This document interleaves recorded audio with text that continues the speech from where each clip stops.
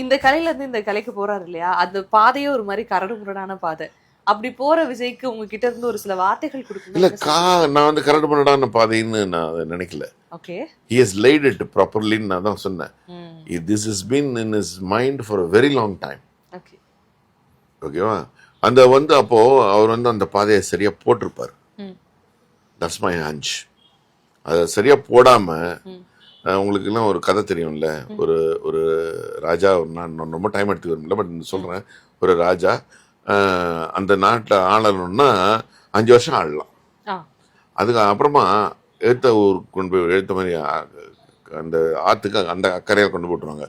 அது ஃபுல்லாக காடு, ரொம்ப நாசமாக போகக்கூடிய ஒரு ஒரு இடம். போய் யாரும் திரும்பினதே இல்லை.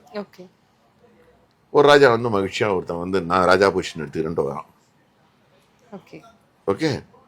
அவன் வந்து 5 வருஷம் முடிஞ்செடுத்தவனுங்க. முடிஞ்சோடனே அவன் எல்லாரும் நீங்களாம் அந்த பக்கம் நீ போகணும் அப்படின்னா அவனுக்கு எந்த வருத்தமும் இல்லை, நான் போய்க்கிறேன்ட்டான். தெரிஞ்சு வந்ததோட இல்லை, தெரிஞ்சு வந்ததுனால இந்த 5 வருஷத்துல அதை he made it so greenery. அதுதான் நான் இங்க பார்த்தேன். He would have laid his path perfect. எனக்கு அந்த இதுவும் கிடையாதுப்பா. I am very clear on what I am going to do.